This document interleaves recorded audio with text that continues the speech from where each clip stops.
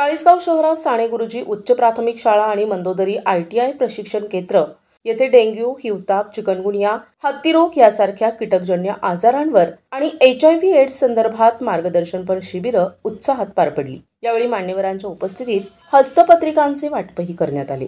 Doctor Vivek Khatgaonkar, doctor Sachin Bhayekar, doctor Pramod Sonawane यांच्या आदेशानुसार तसेच doctor Mandar Karambelkar, doctor Prashant Patil, doctor Vaidehi Pandit आणि किरण बेलदार यांच्या विशेष मार्गदर्शनाखाली हे शिबिर घेण्यात आले।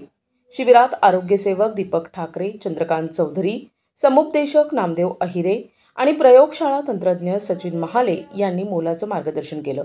या शिबिराला जिल्हा परिषद आरोग्य विभाग, जिल्हा हिवताप अधिकारी कार्यालय जळगाव, ग्रामीण रुग्णालय चाळीसगाव, तालुका आरोग्य अधिकारी कार्यालय चाळीसगाव येथील सर्व अधिकारी आणि कर्मचारी तसेच शाळेचे मुख्याध्यापक, प्राचार्य, सर्व शिक्षक वृंद आणि इतर कर्मचाऱ्यांचे विशेष सहकार्य लाभले।